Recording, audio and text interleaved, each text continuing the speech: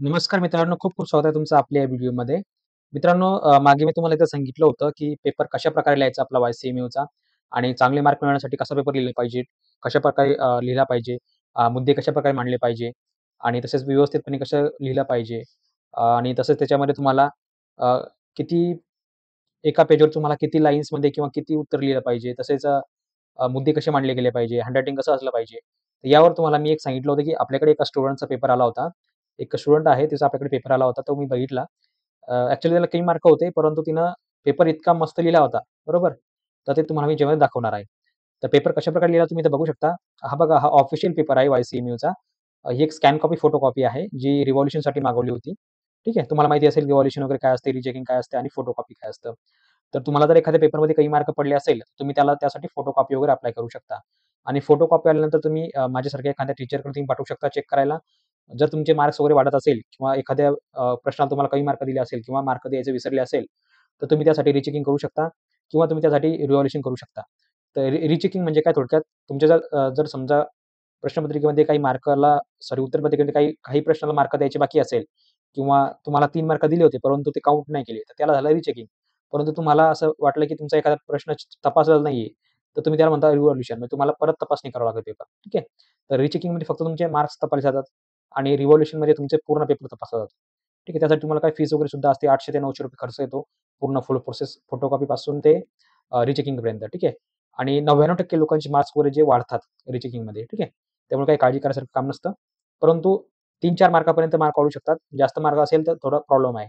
ठीक आहे. थोडं कठीण जाते मार्क तपासण्यासाठी. ठीक आहे. तर आता बघूया आपण इथे हा पेपर बघूया. ही आपल्या एका विद्यार्थिनीचा पेपर आहे वाय-सी-एम-यू. ठीक आहे. याच्यामध्ये बघा, या अशा प्रकारचा पेपर असतो. फ्रंट पेज असं असतं. फर्स्ट इयर वाल्यांनी लक्षात द्या इकडं. अशा प्रकारचं फर्स्ट पेपर असते.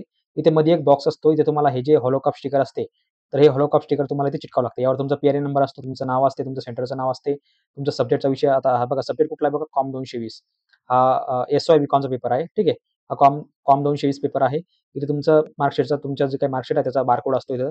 तुमचा पी-आर-ए नंबर सुद्धा असतो. जो तुमचा पी-आर-ए नंबर लिहिलेला आहे. ठीक आहे. तर इथं तुमची सही असते, स्टुडंटची सिग्नेचर असेल, इथं तुमच्या सुपरवायझरची सही असते.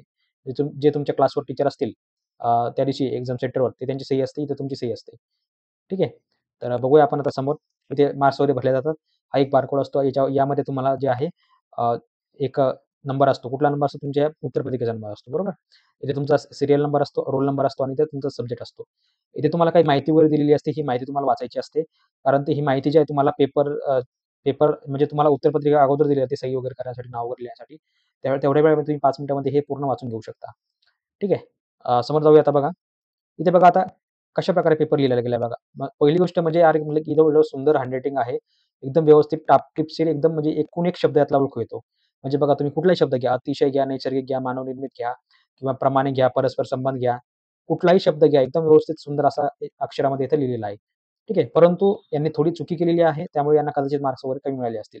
ठीक आहे. तर आपण बघूया कुठल्या-कुठल्या गोष्टी त्यांनी केल्या आणि ज्या गोष्टी तुम्ही करायच्या नाही आणि जे यांनी केलं ते तुम्हाला कुठल्या गोष्टी केल्या पाहिजे. सर्वप्रथम बघा, हा एक पहिला पेपर आहे, पहिला पेज आहे. एका पेजवर तुम्हाला सर्वप्रथम एक गोष्ट लक्षात ठेवा, तुम्हाला जे आहे एका पेजवरती एकच उत्तर लिहायचं असतं. ठीक आहे. तर समजा हे पेज आहे. तर ह्या पेजवर तुम्हाला एकच उत्तर लिहायचं आहे. आता इथं बघा, आपले जे स्टुडंट आहे, मॅडमने बघा काय केलं, क्वेशन 4 हेडिंग टाकली, जी एकदम उत्तम आहे, एकदम बरोबर आहे.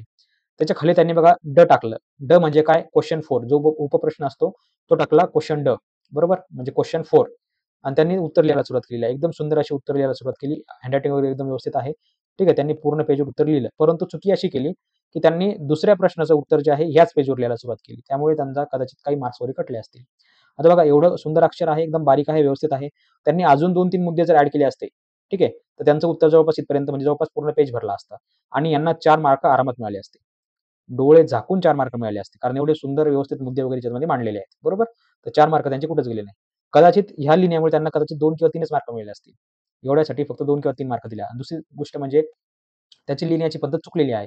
हे थोडंसं म्हणजे हे लीगल नाहीये वाय-सी-एममध्ये. ठीक आहे. एका पेजवर तुम्ही 2-2 उत्तर लिहिता. तुम्ही डचं उत्तर लिहिताय ना, तर डचंच उत्तर याच्यावर आलं पाहिजे. त्यांनी ईचं सुरुवात केली. तर हे ईचं उत्तर इथं लिहायला नव्हतं पाहिजे. ईचं उत्तर जे आहे या नवीन पेजवर लिहायला पाहिजे होतं. आणि यांनी अजून इथे एक चुकी केली बघा. तुम्हाला इथं ऑलरेडी एक अर्धा इंचाचा समास पाडलेला आहे. समास म्हणजे काही उभी रेषा असते बघा. उजवीकडनं सॉरी डावीकडनं. बघा इथं तुम्हाला क्वेशन 4 इथं झाला पाहिजे. मॅडमनं काय केलं इथे एक रेष ओढली.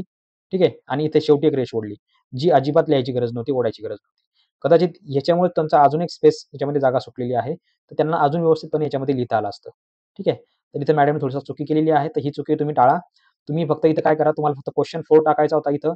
इथे टाकायचा तुमचा ड. ठीक आहे. एक तुम्हाला कसं, एक तर YCMला भरपूर कमी पेजेस असतात सुरुवातीला लिहायला, बरोबर? कमी लाईन्स. तुम्ही जर काही लाईनचा विचार केला बघा, 1, 2, 3, 4, 5, 6, 7, 8, 9, 10, 11, 12, 13, 14, 15, 16, 17, 18, 19, 20, 21.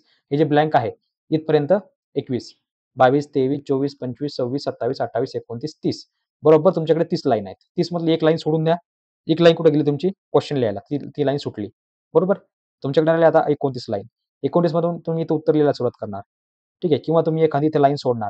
तर तुमच्याकडे फक्त 28 लाईन राहतात आणि 28 लाईन म्हणजे इथं बघा, मॅडमने बघा आता 1, 2, 3, 4, 5, 6, 7, 8. 1, 2, 3, 4, 5, 6. 1, 2, 3, 4, 5, 6, 7. ॲव्हरेज जर तुम्ही बघितलं तर एका लाईनवर फक्त 7 शब्द लिहितात. म्हणजे 7 गुणिले 28 करा. किती होते बघा? 7 गुणिले 28 म्हणजे जवळपास तुमचे 125 ते 150 शब्दापर्यंत तुम्ही उत्तर आरामात लिहू शकता आणि तेवढंच YCMला पाहिजे.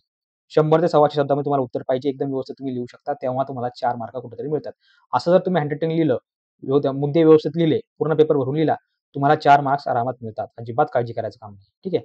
तर इथं बघा, मॅडमनी फक्त 2 चुका केल्या, त्या तुम्हाला करायच्या नाहीयेत. पहिली गोष्ट म्हणजे त्यांनी याच्यावरती 2 प्रश्नाचं उत्तर लिहिलं आहे एकाच पेजवरती, जिथे तुम्हाला एकच उत्तर लिहायचं होतं. तर ही एक चूक झालेली आहे आणि दुसरी चूक म्हणजे विनाकारण 2 रेषा ओढलेल्या आहेत शेवटी आणि सुरुवातीला. इथे ऑलरेडी एक रेष दिलेली होती. तुम्हाला ह्या लाईनपर्यंत लिहायचं असतं. ठीक आहे. त्यामुळे ह्या गोष्टी टाळा तुम्हाला. आता बघा, मॅडमला 4 मार्क मिळणार होते. मॅडमला कदाचित 2च मार्क मिळाले असतील. ठीक आहे. तर असं त्या चुका होतात. इथे बघा, समोर पण त्यांनी अर्धवट उत्तर लिहिलेलं आहे. इथे तुम्ही जागा सोडली ना खाली, बरोबर? म्हणजे 2 लाईन गेल्या ना तुमच्या 2 प्रश्नाला. मग इथं जागा सोडायची होती ना. डायरेक्ट इथं लिहायला सुरुवात करायचं होतं. काय अडचण होतं? तर ह्या अशा चुका जाळायच्या आणि बघा, यांनी विनाकारण पेजेस सोडलेले आहेत. ठीक आहे. तुम्हाला जेवढे देतील तेवढं तुम्ही लिहू शकता. इथे बघा, आता फरक लिहायचं होतं. क्वेश्चन 1 त्यामधील म्हणजे पहिलं जैविक पर्यावरण, अजैविक पर्यावरण, बरोबर? तर एवढं एकदम व्यवस्थित मुद्दे आहेत. एकदम एकदम लाजिरवाणी आहेत, बरोबर? म्हणजे तुम्हाला आरामात मार्क मिळतील असे आहेत. यांनी बघा, इथे एक तर त्यांनी बारीक अक्षर काढलं, बरं ठीक आहे, काही अडचण नाही. तुम्ही थोडेसे मुद्देशीर लिहायला, अजून थोडेसे स्पेस देऊन लिहायला पाहिजे होतं. ठीक आहे, इथपर्यंत तुमचं उत्तर आरामात आलं असतं, बरोबर? तर इथे इथे तुमचे 4 मार्क गेले. इथे त्यांनी तीच चुकी केलेली आहे, दुसऱ्या प्रश्नाचं उत्तर त्याच्यामध्ये लिहिलेलं आहे. परंतु हँडरायटिंग चांगलं आहे, त्यामुळे कधी-कधी काय होतं, त्यांचा हँडरायटिंगचा फायदा वगैरे होऊ शकतो. त्यांना चांगले मार्क्स वगैरे मिळू शकतात. ॲक्चुअली 3-4 मार्क पाडण्यासारखं उत्तर यांचं आरामात आहे. फक्त त्यांनी एका पेजवर 2 उत्तर लिहिले, त्यामुळे थोडा प्रॉब्लेम झालेला आहे, बरोबर? पण एवढं सुंदर अक्षर आहे बघा, तुम्ही बघू शकता. एकदम व्यवस्थित लिहिलेलं आहे. आता इथे बघा, त्यांनी काय केलंय, क्वेश्चन 1 इथे लिहायला पाहिजे होता आणि त्यामध्ये उपघटक जो होता 1, हा जो सॉरी डी का 3 जे आहे, हे इथे लिहायला पाहिजे होतं. म्हणजे तुम्ही इथे टाकणार प्रश्न 1, त्याच्या खाली टाकणार इथं ई किंवा ड काय असेल ते, इथून लिहायला सुरुवात करायची. फक्त एकच लाईन सुटली पाहिजे, तिथून तुम्हाला उत्तर लिहायला सुरुवात करायची आहे. ते तुम्ही डायरेक्ट इथपर्यंत लिहू शकता. ठीक आहे, इथपर्यंत. जास्त पॉइंट असेल तर तुम्ही ही रिकामी जागा जी खाली दिसते तुम्हाला, इथेही तुम्ही लिहू शकता. काही अडचण नाहीये. ठीक आहे. फक्त हे बारकोडवर लिहायचं नाही. तर हे अशा प्रकारचे उत्तर तुम्ही लिहू शकता. आणि तुम्हाला याच्यामध्ये कुठलीही पुरवणी किंवा सप्लिमेंट वगैरे तुम्हाला मिळत नसते. या गोष्टी तुम्हाला लक्षात ठेवायच्या आहे. नाहीतर कोणी फर्स्ट इयरला असेल नवीन, त्याला असेल फक्त घोकंपट्टी आणि लिहायचं कारभार, तर त्याने असं चालणार नाही. लक्षात ठेवा, इथे तुम्हाला सप्लिमेंट वगैरे मिळत नाही. तुम्हाला फक्त 2च पेजेस एक्स्ट्रा मिळतात, शेवटचे 2. म्हणजे तुम्हाला 20 पैकी 16 प्रश्नाचे उत्तर लिहायचे असतात आणि तुम्हाला 18 पेजेस तुमच्याकडे असतात. तर तुम्ही 18 म्हणजे तुमच्याकडे फक्त 16 प्लस 2 म्हणजे तुमच्याकडे 2च पेज असतात शेवटचे. ठीक आहे. बघा, हे 20 नंबरचं आणि हे 19 नंबरचं. तर हे 2 तुम्हाला एक्स्ट्रा पेजेस आहेत. तर तुम्ही इथे 20 पैकी 18 प्रश्नाचे उत्तर लिहू शकता. ज्याची गरज आहे फक्त 16ची. तुमच्याकडे वेळ असेल तर तुम्ही लिहू शकता. तर बघा, मॅडमला पहिल्या प्रश्नामध्ये प्रश्न 1चं जे तिसरं उत्तर होतं, कुठलं होतं बघा? आपण इथं बघितलेलं असेल. प्रश्न 1चं तिसरं उत्तर. त्याला 3 मार्क दिलेले आहेत. प्रश्न 1 बघूया आपण. कुठं त्यांनी लिहिलं तिसरं उत्तर. जे आपण आत्ता बघितलं होतं, तुम्हाला सांगितलं होतं वरती स्पेस सोडायची नाही. त्यामध्ये बघा तुम्ही प्रश्न 1चं तिसरं उत्तर. हे बघा. प्रश्न 1 त्यामधील तिसरं. बघा, याला 3 मार्क भेटलेले आहेत. बघा, एवढे चांगले मुद्दे लिहिलेत. थोडंसं वाचून लिहायला पाहिजे होतं. तर यांना 3 मार्क, म्हणजे यांना 4 मार्क आरामात भेटले असते. म्हणजे 1, 2, 3 अशा प्रकारे त्यांना 3 मार्क भेटले. तर त्यांना 4 मार्क आरामात भेटले असते इथपर्यंत लिहिलं असतं तर. म्हणजे तुम्हाला अक्षर देखील चांगलं पाहिजे. ठीक आहे. तर तुम्हाला 4 मार्क आरामात मिळू शकतात. मला आजपर्यंत मी फक्त ऐकलं होतं, आता बघितलेलं सुद्धा आहे, की YCMला सुद्धा 4 मार्क मिळू शकतात. आता बघा, पहिल्यातला जो डी प्रश्न होता. पहिल्यातला डी प्रश्न म्हणजे कुठला? पहिला प्रश्न. बघा, पहिला प्रश्न आपण जो बघितला पहिला. त्यांनी पहिल्याला डीला सुरुवात केली होती. हा बघा. तर डीला सुद्धा, याला याला सुद्धा त्यांनी 4 मार्क दिलेले आहेत. बघा, एवढं बारीक अक्षर आहे आणि पूर्ण लिहिलं. तर थोडंसं जर मोठं अक्षर काढलं असतं, पूर्ण पेज भरलं असतं. म्हणजे इथे देखील यांना 4 मार्क मिळालेले आहेत. आरामात मिळालेले आहेत. ठीक आहे. इथे देखील ते भेटलेलं आहे. इथे देखील त्यांना मिळालेले आहेत. आता बघूया इथे समोर आपण अजून कुठल्या प्रश्नाला त्यांना मार्क मिळाले आहेत. ई वाला. ठीक आहे, बघा. किती कठीण काम आहे बघा. ईला मार्कच मिळाले नाही. का नाही मिळाले बघा? कळलं ना तुम्हाला गोष्ट? कारण त्यांनी डीचं उत्तर एकाच पेजवर लिहिलं आणि ईचं एकाच पेजवर लिहिलं. तर त्यांना फक्त डीचेच मार्क मिळाले, ईचे मार्क मिळाले नाही. कारण ते गृहीत धरलं गेलं नाही ना, कारण त्यांनी ते चुकीचं लिहिलं. त्यांना नवीन पेजवर लिहायचं होतं. तर त्यांना याचे मार्क मिळाले नाही. इथे त्यांचे मार्क कटले. म्हणजे इथे त्यांचे जवळपास 3 मार्क कटले. म्हणजे त्यांना मिळायला पाहिजे होते ॲक्चुअली 10, मिळाले फक्त 7. म्हणजे असं होतं ते. तर इथे बघा ईचं त्यांचं उत्तर फुकट गेलेलं आहे. ठीक आहे. नंतर बघूया दुसऱ्या प्रश्नात त्यांनी कुठलं उत्तर लिहिलेलं नाही. तिसऱ्यामध्ये ए आणि बी त्यांनी लिहिलं. तर बघा आपण आता तिसऱ्याचं ए आणि बी बघूया. तर त्यांनी लिहिलं होतं. अशा प्रकारचे ते मार्क वगैरे त्याच्यामध्ये आहेत. तर हे अशा प्रकारे त्यांना दिलेले आहेत. तर यांचे खूप मार्क कटलेले आहेत. छोट्या-छोट्या चुक्यावरून. ठीक आहे. तर यांना फक्त 21 मार्क मिळालेले आहेत. तर यांना 32 मार्क आरामात पडले असते. त्यांनी फक्त चुका टाळायला पाहिजे होत्या. ठीक आहे. तर ह्या गोष्टी टाळायच्या आहेत तुम्हाला. आता बघा याच्यामध्ये तुम्हाला कळालं असेल हँडरायटिंग वगैरे कसं काढायचं. म्हणजे हँडरायटिंग सुद्धा तुम्हाला चांगला फायदा होऊ शकतो. म्हणजे कधी-कधी तुम्ही चुकीचे जरी मुद्दे लिहिले आणि तुमचं हँडरायटिंग चांगलं असेल, मराठीचं असेल किंवा इंग्लिशचं असेल, तर तुम्हाला चांगले मार्क्स वगैरे मिळू शकतात. तर ही मॅडम आरामात पास होऊ शकली असती, परंतु यांनी आता रिव्हॉल्युशन पेपर टाकलेला आहे. बघूया रिझल्ट काय येतो. मला वाटतं जवळपास 11 मार्कांची त्यांना आवश्यकता आहे. त्यांना 21 मार्क पडलेले आहेत, पाहिजे 32 मार्क. तर 11 मार्क एवढं वाढणं म्हणजे खूप कठीण काम आहे. पण बघूया रिझल्ट काय येतो. आणि बघा आपल्याकडे अजून एका विद्यार्थ्याचा पेपर आहे बघा. हा मला वाटतं बी-सी-एचा आहे. म्हणजे इंग्लिश मीडियमचा आहे हा बी-सी-एवाल्यांचा. तर याच्यामध्ये बघा दादांनी म्हणजे एवढी भयंकर पेपर लिहिलेला आहे. म्हणजे आता वाचावं काय ते कळत नाही बघा. क्वेशन 1 एक्सप्लेन काय लिहिलं काय माहीत आर्किटेक्चर वगैरे काय. मलाही काही कळत नाही याच्यामध्ये. बघा म्हणजे क्वेशन सुद्धा लिहिलं आणि त्याचं थोडंसं उत्तर लिहिलं. काय मार्क देणार याला? 2 मार्क सोडा 1 मार्क मिळणं मुश्किल आहे अशा प्रश्नाला. बघा काय लिहिलं तेच कळत नाहीये. Spring core inversion of control आणि हा पेपर कुठला आहे माहिती आहे का? ॲडव्हान्स जावाचा. ॲडव्हान्स जावा आहे. त्याच्यामध्ये प्रोग्राम वगैरे तुमचे एकदम व्यवस्थित दिसले पाहिजे. एक तर काय लिहिलं ते मलाही कळेना. पण ठीक आहे, लिहिलं म्हटल्यावर 1 ते 1-2 मार्क त्यांना कदाचित दिला असेल. तर बघूया आपण शेवटी किती मार्क दिलेले आहेत त्यांना. हा पेपर मी नाही बघितला ॲक्चुअली. बघा, अरे बापरे! तरी त्यांना 30 मार्क मिळालेत. 2 मार्काने फेल झाले फक्त. बघा, 2 मार्काने फेल झाले. दादा तुम्ही रिव्हॉल्युशनचा पेपर टाकलेला असेल, तर माझी गॅरंटी आहे तुम्हाला 2 मार्क आरामात वाढवून मिळणार. बघा, एवढा भयंकर पेपर लिहून सुद्धा यांना 30 मार्क पडलेत आणि 2 मार्कासाठी यांनी अपील केलेली आहे. म्हणजे रिव्हॉल्युशन म्हणजे अप्लाय केलेला आहे. तरी यांचे 2 मार्क वाढणार. 100% गॅरंटी देऊन सांगतो.